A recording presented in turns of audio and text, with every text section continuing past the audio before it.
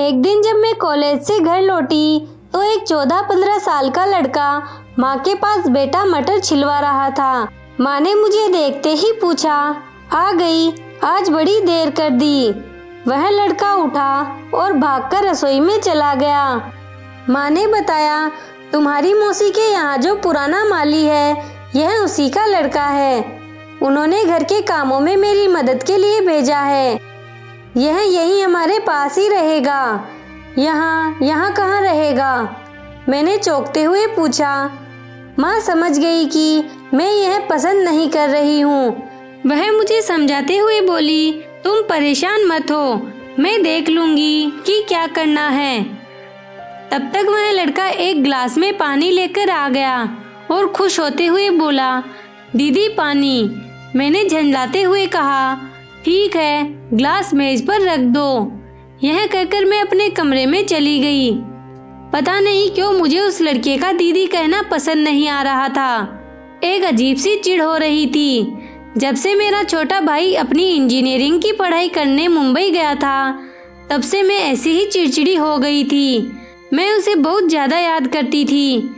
हम बचपन से ही एक कमरा, अलमारी और मेज साझा करते थे। हम अक्सर छोटी छोटी बातों पर लड़ते, पर अब वह सब बातें मुझे बहुत याद आती है।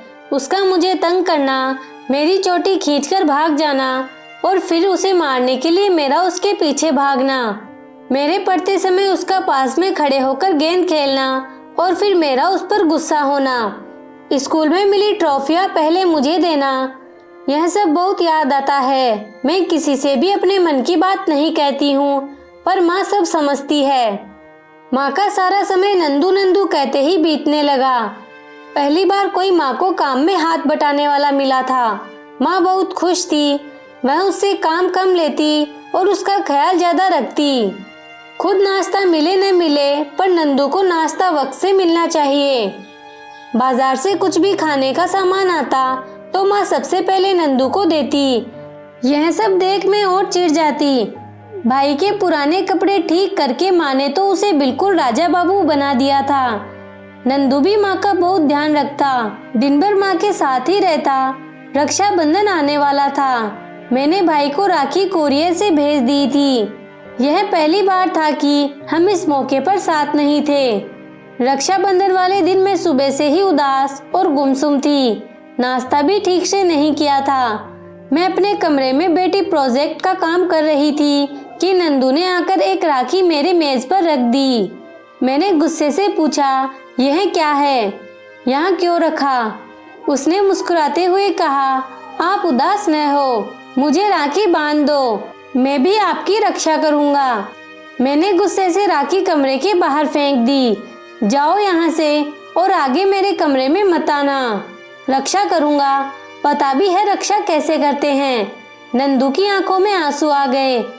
माँ ने प्यार भरा हाथ उसके सर पर रख दिया। दुखी नहीं होते, दीदी परेशान है ना, इसलिए ऐसा कह दिया। जाओ जल्दी से रसोई में जाकर बूंदी का लड्डू खा लो, तुम्हें बहुत पसंद है ना। वह सर झुकाकर वहां से चला गया। उसके जाते ही माँ मेरे ऊपर बरस पड़ी। यह क्या तरीका है बात करने का? बिन माँ का बच्चा है, कोई भाई बहन भी नहीं है, हमको ही अपना परिवार मानता है। तुमको नहीं बांधनी राखी तो मत बांधो, पर एक तरीका होता है मना करने का। कहते हुए माँ वहां से चली गई। रक्षाबंधन को करीब 10 दिन बीत गए थे।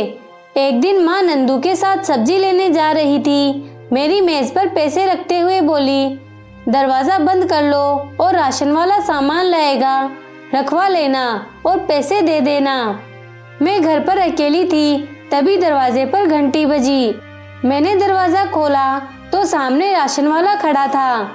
सामान दरवाजे के पास ही रखने को कहकर मैं पैसे लेने अंदर चली गई। पैसे लेकर मैं जैसे ही पलटी, वह आदमी मेरे ठीक पीछे खड़ा था। उसे वहां देखकर मैं डर गई। मैंने गुस्से से कहा, तुम यहाँ कैसे आ गए? बाहर चलो, मैं आ रही हूँ। वह विशेली मुस्कान से मुस्कुराया और उसने मेरा हाथ पकड़ लिया। उसकी पकड़ बहुत मजबूत थी। इससे पहले कि मैं शोर मचाती, उसने दूसरे हाथ से मेरा मुंह बंद कर दिया।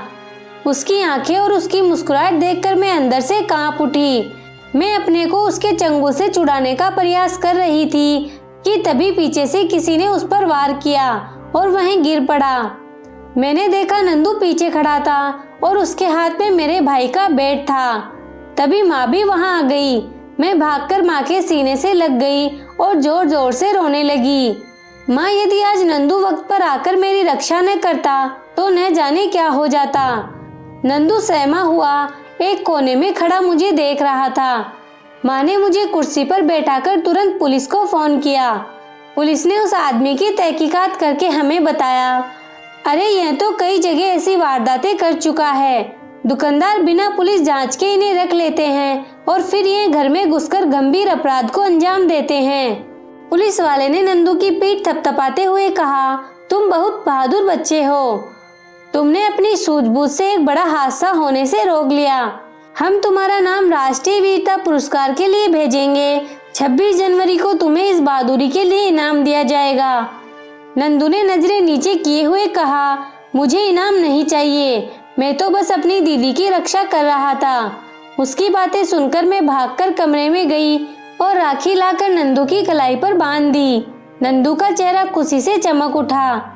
माँ ने झट से एक लड्डू उसके मुंह में रख दिया। यह देख सभी लोग हंस पड़े। तब तक राशन वाला भी होश में आ गया था। पुलिस वाले उसे हथकड़ी लगाकर अपने साथ ले गए। हम सबने राहत की सांस ली और अपनी अपनी दिनचर्या में लग गए। उस दिन के बाद मेरा व्यवहार नंदू के प्रति पूर्ण रूप से बदल गया।